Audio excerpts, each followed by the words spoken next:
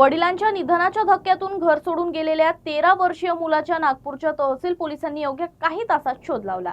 रात्रभर सुरू असलेल्या शोध मोहिमेनंतर पोलिसांनी मुलाला मोमीनपुरा येथील एका मशिदीच्या परिसरातून सुरक्षित ताब्यात घेत त्याच्या कुटुंबियाच्या स्वाधीन केलं। पोलिसांनी दिलेल्या माहितीनुसार 13 वर्षीय मुलगा मोमीनपुरा येथील अन्सार नगर परिसरातील रहिवासी आहे।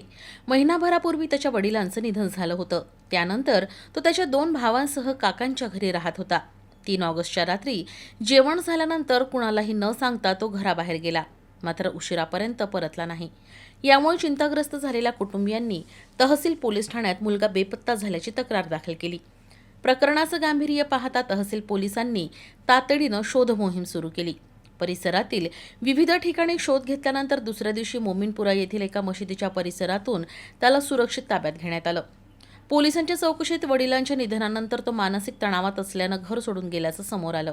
आवश्यक समुपदेशन आणि चौकशीनंतर पोलिसांनी त्याला कुटुंबियांच्या स्वाधीन केलं। तो मुलगा तकिया दिवानशाह मस्जिद जवळ आम्हाला मिळून आला आणि त्याला तात्काळ ताब्यात घेऊन त्याला विचारपूस केली असता त्याने असं सांगितलं की मला कोणीही किडनॅप केलं नव्हतं, परंतु मी संपूर्ण मोमीनपुरा रात्रभर फिरलो आणि मग मस्जिदमध्ये झोपलो होतो। तरी सुद्धा या अनुषंगाने त्याचं कोणी खरंच किडनॅपिंग केलं होतं का किंवा त्याला काही इजा वगैरे झालेली आहे का, केली आहे का, या अनुषंगाने PSI नलगे या तपास करीत आहेत।